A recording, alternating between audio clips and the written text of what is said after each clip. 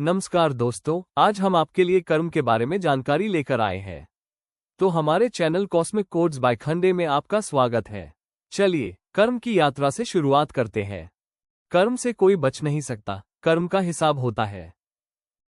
कर कमाए नेक परदेशी मुफ्त खाना छोड़ दे, करके प्रेम प्रभु से सांसारिक बंधन तोड़ दे। अनासक्त भाव से किए हुए कर्म अकर्म हो जाते हैं एवं स्वार्थ भाव से किए हुए कर्मों का फल भोगना पड़ता है। आसक्त व्यक्ति अपार दोषों से भरे हुए कर्म करके विनाशी भोग भोगना चाहता है और भोगता भी है तथा किए हुए कर्मों की सजा भोगने के लिए 84 लाख योनियों में जन्म मरण के बंधन में फंसा हुआ रहता है। स्वार्थ भाव से रहित अनासक्त व्यक्ति कर्मयोगी केवल सहज स्वभाव से कर्म करके अपार सच्चे सुख आनंद को भोगता है और जन्म मरण के बंधन से भी मुक्त हो जाता है। कामनाएं संकल्पों के त्याग से रुकती हैं, इंद्रियों का मन समेत दमन करने से एवं काम, क्रोध, लोभ, मोह, भय और शोक को तत्व ज्ञान के विवेक द्वारा रोका जा सकता है। प्रत्येक मनुष्य की प्रकृति परिस्थिति भिन्न भिन्न होती है, इसलिए साधना अपने अधिकार के आधार को ध्यान में रखते हुए करनी चाहिए। प्रवृत्ति करने वाले साधक को चाहिए कि सावधान होकर कर्म करे, जिससे कोई नए कर्मों का संग्रह नहीं हो। नया कर्म लोभ और मोह के कारण होता है। लोभ और मोह होने के कारण ही कर्मों में आसक्ति हो जाती है एवं जिस व्यक्ति में आसक्ति होगी वो कर्मयोगी नहीं हो सकता। कर्म न करने से जीवन का निर्वाह भी नहीं हो सकता। शरीर निर्वाह के लिए कुछ न कुछ तो करना ही पड़ता है और शरीर की बनावट भी पूर्व जन्मों में किए हुए कर्मों के अनुसार ही हुई है। इसलिए जब तक शरीर रहेगा तब तक कोई न कोई तो कर्म करना ही पड़ेगा। कर्म शुभ और अशुभ दो प्रकार के होते हैं। सभी मनुष्य कर्म करने में स्वतंत्र रहते हैं। शुभ कर्म करे अथवा अशुभ, यह व्यक्ति के अधिकार की बात रहती है। अब हम आपको एक कहानी के माध्यम से कर्म की गति बताना चाहेंगे। सधना कसाई था। एक बार उसके यहाँ संध्या के समय एक व्यक्ति बकरे का विशेष अंग मांगने आया और कहने लगा कि चाहे जो पैसे ले लो, बकरे का अंग दे दो और यदि आपके पास उपलब्ध नहीं हो तो ताज़ा काट कर दे दो। सधना छुरी लेकर जब बकरे का अंग काटने गया तब बकरा सधना के हाथ में छुरी देखकर बड़े जोर जोर से हंसने लगा। उसको हंसते देखकर सधना ने पूछा कि हंसते क्यों हो?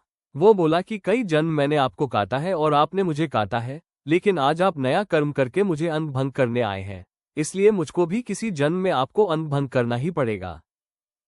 सधना उसी क्षण जाग गया। उसकी उसी क्षण ज्ञान रूपी आंखें खुल गईं।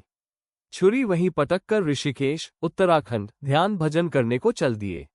बिना ज्ञान और वैराग्य इंद्रियों को विषयों से रोकने से पूरा लाभ नहीं होता। इंद्रियों को हठपूर्वक विषयों से रोकने वाले के मन में विषयों का चिंतन होता रहता है।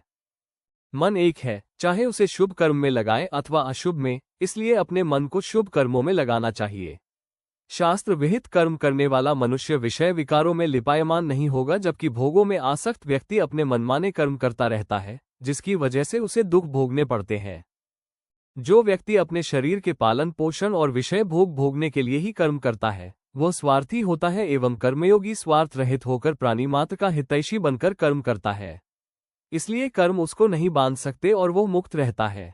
अपना कल्याण चाहने वाले के लिए उचित यही होगा कि शरीर को लगा दे संसार वालों की सेवा में और मन को भगवान नाम आत्मचिंतन में। क्या मार सकेगी मौत उसे जो औरों के लिए जीता है? मिलता है परमानंद उसे जो औरों के आंसू पीता है। प्रारब्धवश जितने भी सगे संबंधी मिले हैं, उन सबकी यथायोग्य सेवा करनी चाहिए। सेवा करने के बदले में अपना लेशमात्र भी स्वार्थ नहीं होना चाहिए। मन ही मन ऐसा समझना चाहिए कि इन लोगों का मेरे ऊपर पिछले जन्मों का ऋण है, वो चुकाने के लिए ही मेरा जन्म हुआ है। दूसरों से अपनी सेवा कराने में ऐसा समझना उचित होगा कि मैं जो इनसे अपनी सेवा करा रहा हूँ, वो अपने ऊपर ऋण चढ़ा रहा हूँ, जो कभी न कभी तो मुझे चुकाना ही पड़ेगा। जो लोग शक्ति सामर्थ्य होते हुए भी वृद्धजनों, दीन दुखियों की सेवा नहीं करते, उन्हें अपना बल बुद्धि और सामर्थ्य व्यर्थ में ही खोना पड़ता है। अपना किसी ने अपकार या अहित किया हुआ हो तो उसे भूल जाना चाहिए, लेकिन यदि किसी ने हमारा कभी थोड़ा सा भी हित या उपकार किया हो तो उसे कभी भी नहीं भूलना चाहिए। धन से होने वाले अनर्थों को ध्यान में रखते हुए अपनी आवश्यकता से यदि वो अधिक हो तो लोभ मोह का त्याग करके उसे दीन दुखियों की सेवा में लगाना ही उचित होता है। मरने के बाद धन नहीं धर्म साथ चलता है। धन से भोगों की प्राप्ति कर भोग भोगने से सच्ची सुख शांति नहीं मिलती। जो व्यक्ति मिले हुए प्रारब्ध में संतुष्ट रहता है, उसे जो सुख मिलता है वैसा सुख चक्रवर्ती राजा को भी नहीं मिल सकता। प्राणी मात्र को अपने इष्ट देव आत्मा परमात्मा का स्वरूप मानकर सबका हित एवं यथायोग्य सेवा करने वाले महापुरुष को संसार के पदार्थ चलायमान नहीं कर पाते। वो महापुरुष राग द्वेष से रहित होकर वर्तमान जन्म में ही जीवन मुक्त होकर विचरता है और मरने के बाद जन्म मरण के बंधन से सदा सदा के लिए मुक्त हो जाता है। तो ऐसे ही और मोटिवेशनल पॉजिटिविटी वीडियो के लिए हमारे चैनल को लाइक और सब्सक्राइब करें। अगर आप वास्तु और हस्तरेखा शास्त्र से और अंक ज्योतिष के माध्यम से व्यक्तिगत परामर्श चाहते हैं तो आप हमें कमेंट कर सकते हैं, जिसमें हम आपके जीवन से जुड़े एक प्रश्न का उत्तर और उसका समाधान आपको निःशुल्क प्रदान करेंगे। और आप सभी दर्शकों को बहुत बहुत धन्यवाद और आभार जो आपने अपना कीमती समय निकालकर हमारे इस कर्मों के वीडियो से ज्ञान प्राप्त किया।